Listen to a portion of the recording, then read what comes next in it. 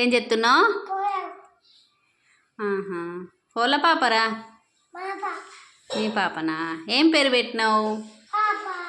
పాపనేనా పేరు? అన్నం తినిపించినావా మరి? బొట్టు పెట్టవా?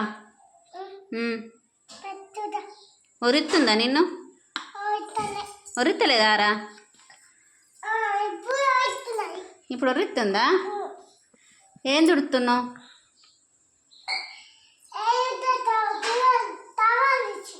టవల్ ఇచ్చినావా? మంచిగా ఉంది నీ బిడ్డ కదా? సూపర్ ఉంది.